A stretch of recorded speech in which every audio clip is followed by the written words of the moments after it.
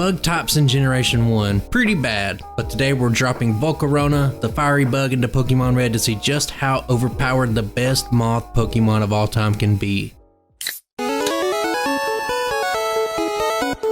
Let's just get right to it. 135 special, 100 in speed. I got those instant cartoon heart eyes popping out of my head here. But if you look at the rest, it's got some shaky defenses, pretty awful attack, and let's just kind of hope that doesn't hold us back today. Volcarona's Generation 7 Learn Set is just straight up busted. It gets all the essentials that you could ever want, plus you get Amnesia at level 1, and we've seen several contenders start with this or Nasty Plot, so we know what it can do. And the final set, what I ultimately decided on, goes with Fiery Dance, its signature move that I will touch on in a second, Bug Buzz, which is a bug type psychic clone, and then we got Flame Wheel, which is a mid-tier fire move, and that should get us caught up on the Volcarona lore. As far as the gameplay goes, it's just a good old-fashioned sprint to Brock, and after fighting the mandatory bug catcher, we could just jump straight into the first gym.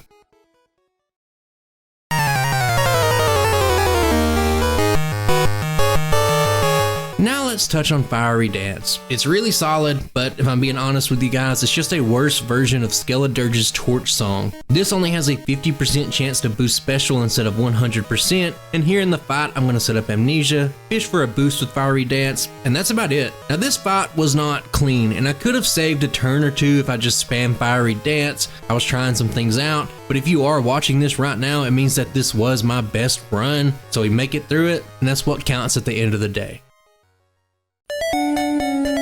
After the battle, I'm going to keep things very simple. I'm going to buy an escape rope to let us skip the Mount Moon rare candy. I'm going to avoid extra trainers. And most importantly, I'm not healing. I'm trusting Volcarona to push through, even though Brock beat us up a little bit. So I end up zooming through Mount Moon. I'm still on low health, but I do handle the fossil super nerd just fine. And now we can take a look at rival number 2.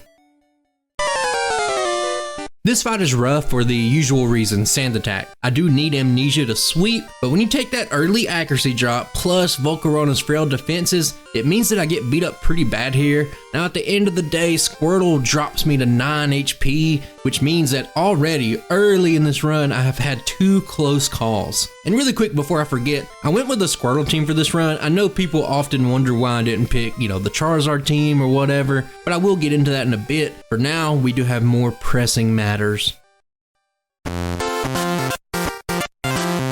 Once again, I'm pressing on. I'm trusting the Fire Moth despite being really low on health, but everything goes fine. And if you didn't know, Nugget Bridge does contain the single highest cluster of mandatory battles in the game. Fortunately for us, Volcarona has the tools to handle everything efficiently here. And if you want to try this run for yourself, I do offer the patch files to channel members and patrons. For just like a few bucks, you can get access to about 30 plus patch files. Really hard to beat that kind of value, and you get to support the channel. It's a win-win for everybody. Now it's time for Misty, and there are 2 things to take note of. Number 1, Volcarona has a water weakness, and number 2, it doesn't care. With high special, it just shrugs off damage. Now I just go straight Bug Buzz here. It's super effective on Starmie, and outside of maybe like a Bubble Beam crit, this fight isn't really tough. Even if it was, you could just set up Amnesia, but pretty much like every major battle so far, I barely survive. I'm still ticking. We're moving forward. Down on the SSN, I'm skipping everything including the rare candy, and we can just move straight into rival number 3. This fight mirrors rival number 2 in a lot of ways, but the extra levels make all the difference in the world. I get no sand attack this time, I get to kind of flex a little bit, and it's very clear that Volcarona is kind of coming into its own at this stage in the game. We can jump straight into Surge after that. There's not really much risk here. Ideally, you'd get like a special boost on the first 2 Pokemon via Fiery Dance, but it doesn't happen. Not that it really matters. I even take a Thunderbolt crit to the face, and I tank it just fine if you just kind of want to know the power level of this little moth, how specially tanky it is. But it's still a 2-shot, I still get the badge.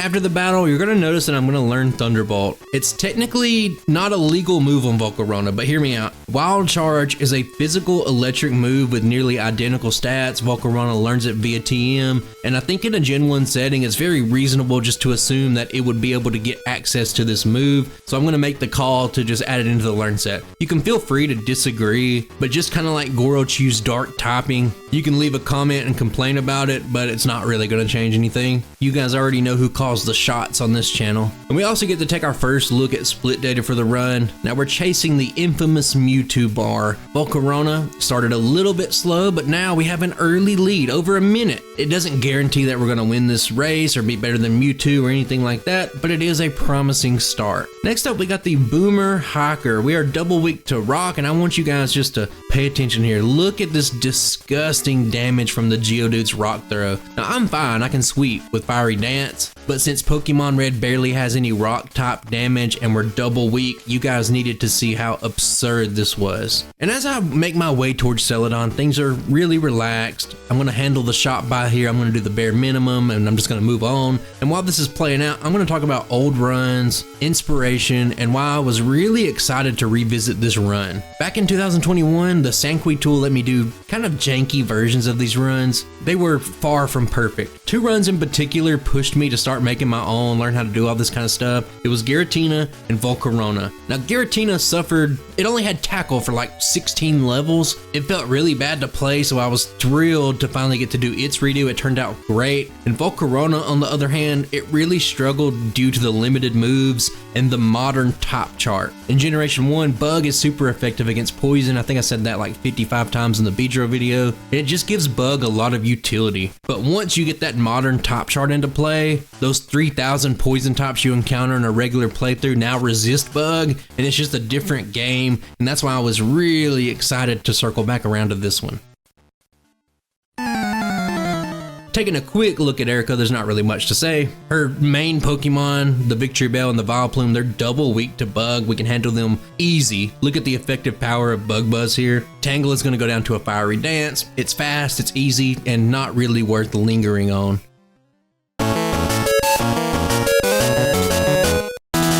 Now we can start to rapid fire a couple of sections real quick. Not much is going to happen here. Now first up, we got the Rocket Hideout. Clean sweeps all around, no extra items, and Giovanni gets manhandled. Nothing to really see here. Pokemon Tower is a good time to explain why I went with the Blastoise team. When you have Thunderbolt, Gyarados is just a non-factor, so you really don't want to go against it. It's going to make the game easier. And with us being fire type, we're not weak to fire moves. And I think when you just look at it from top to bottom, Volcarona is going to dominate no matter what you go against. So in that case, just like most of these overpowered runs, you might as well pick the closest Pokeball, which gives you that Blastoise team. After that, very important, I'm going to grab Psychic, but I'm not going to use it yet. I think when you look back at Volcarona, timing when to use powerful moves like this was probably the biggest challenge in unlocking Volcarona's full potential, but Bug Buzz has several important things that it needs to do, so we're going to hold off. Just remember, we pick up Psychic here. Now we're on to Silph, no extras today. We're straight down to business. I'm going to grab the key card on the 5th floor, and we're going to head straight to rival number 5.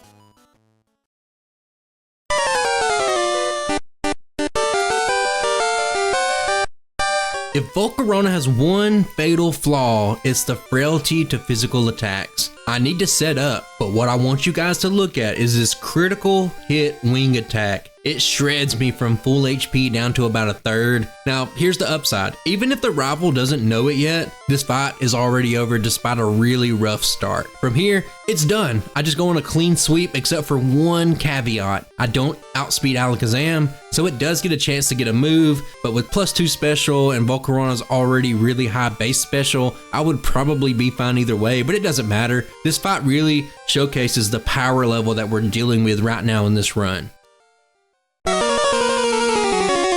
Sabrina is up next, and I didn't mention it in rival number 5, but that Alakazam was the first reason to keep Bug Buzz, and Sabrina is a second reason. Even with low attack, I'm gonna just tear through her team. Fiery Dance handles the inferior poser moth, and while I don't outspeed Alakazam, let's be real, Sabrina's Alakazam in Pokemon Red's not that good. There's like a 75% chance that it does nothing. Sidewave barely does damage. It can do as low as 1 damage, and it can just waste turns with Recover or Reflect, and all that is to just say that this one's over with.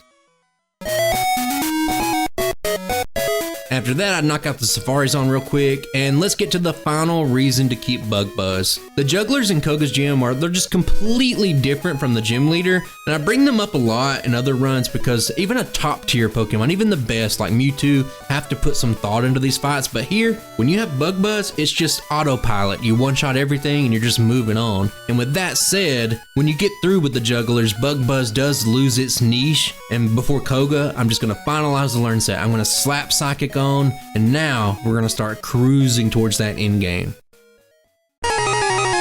Here I'm already poisoned, and the only real threat is going to be Smokescreen. Now, we all know what an accuracy drop does to a man. You feel it deep in your soul. But after a single setup, I just go on the sweep here. Now, I will say boosting here is crucial. We've already seen Volcarona's frailty. It's been exposed a couple of times, so taking a self-destruct at the end is just not an option. Now it's time for that brisk swim down to Cinnabar. Volcarona, not really a fan of the water, but we're making it work here. And the only real question after all of these years is to ask ourselves if TM28 is actually Tombstoner, brother, or not. For Blaine, just like I mentioned with the rival teams, I'm only neutral to fire, so the AI is not going to just spam fire moves over and over. It's just going to pick whatever move it wants. Now, it's the usual plan here. Set up early, start sweeping, you already know, but once again, I have to shine a spotlight on this. Volcarona's defenses are paper thin. Look at this takedown crit from the Arcanine at the end. It tears me apart, but the important thing is I survive, and we can just move straight into Giovanni. Not really much to see here. I set up early, I do some fiery dance to maybe stack some more boost, and then we start to clean up. Now, the only hiccup here is that I Gen 1 miss on Doug Trio. It's always the Doug Trio that gives you problems, and from there, it kind of snowballs a little bit. He digs underground, I miss some more turn, waste some more time, and that's really it. I hate that stuff like this happens, but it just does. There's no such thing as a perfect run. We waste a few turns here, but overall pretty quick battle, and that's going to give us all 8 badges. For rival number 6, we got the same song and dance as rival number 5, but this time I did skip healing. It's a little bit of a risk, but I want to make up some of the time that I lost from the Doug Trio we just talked about. And you guys already know, I don't need to keep saying it, but I'm really frail, but I need to set up here. Wing attack hurts, it drops me low, but as always, it doesn't matter because it's time to sweep. Volcarona just doesn't care. Now the big difference here is that I now outspeed everything now that we got Koga's badge, so Alakazam isn't left up to a coin flip. But before we head into the league, I do need to go over a couple of things. I hit level 43 perfectly after the fight. We skipped several candies throughout the run, and now I'm gonna pop all of them to reach level 50, and that means we're all set. Nothing left to do, learn set's finalized. We're skipping everything in Victory Road, and now we're gonna take one last look at split data. Volcarona had an early lead at Surge, and we stayed strong for a while, but once everything started to converge and everything started to even out, the difference is 46 seconds in favor of Mewtwo. Now my preliminary thoughts, I'll be honest with you guys, is that Mewtwo doesn't need to set up. It can just sweep through everything and do very well, but Volcarona will have to set up, costing precious turns. So it's going to be hard to make up this deficit. We've also seen that we're a little bit frail. And this run, I'll say right now, reminds me a lot of Gorochu. There's a lot of similarities there, but we're pretty much at the finish line. Let's fade to black, boot up that TCG battle music, and let's get to work.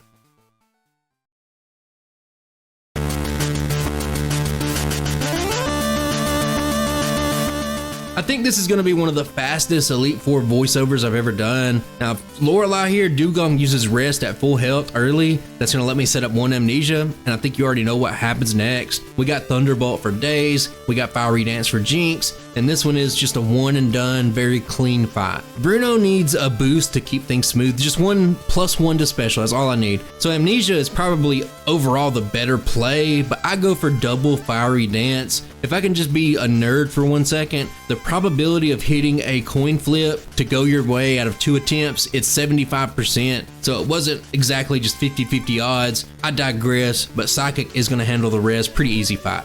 Agatha is decided on turn 1. I go for Amnesia, she wastes her turn on Dream Eater, and that's all she wrote. It's game over here. Psychic's gonna sweep, I outspeed everything. That's your full analysis for Agatha this week. As you might have guessed, Lance is where Thunderbolt is gonna shine. Even without it, Volcarona could easily tank a Hydro Pump after an Amnesia setup and still win this fight. It's helpful, but it's not really game changing is what I'm trying to say. Now that said, if you only set up once, you do miss some ranges on Aerodactyl and Dragonite, and if you get hit by a Hyper Beam, it hurts. You already know, Volcarona's frail, I said that a lot. So I do set up that one extra time just to kind of secure the fight, and that's going to leave us with one last battle left in the run.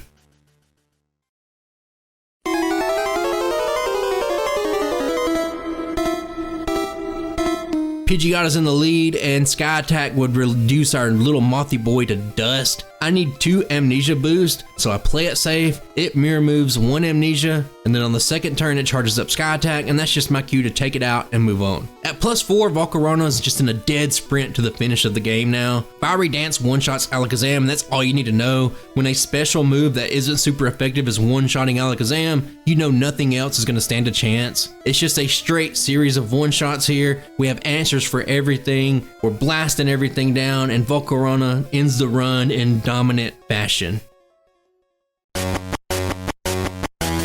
Volcarona finishes the run with a 1 hour, 46 minute, and 23 second time, earning a 99.52 on the tier card rating. And if that sounds good, it is. It's actually good enough for 4th place overall, which isn't too shabby. Mega Mewtwo Y remains the only Pokemon to clear the Mewtwo bar as of now, but it's really interesting that the 2nd, 3rd, and 4th place Pokemon all started with special boosting moves. When you look deeper, it kind of makes you wonder what happened to a Alolan Raichu down in 10th place. Maybe I just messed up the run, but at the end of the day, I think if you look at the A tier, every Pokemon here is really solid. And if you made it this far, you're a real one. I appreciate you watching, and a special shout out to my channel members and patrons. You truly keep me motivated to keep doing the channel. And if you would like more content, playlists are in the description. As for what's next, I would kind of like to do some more bug runs, but I don't know. We'll just see where the wind takes us. And I guess I'll catch you in the next one. Bye.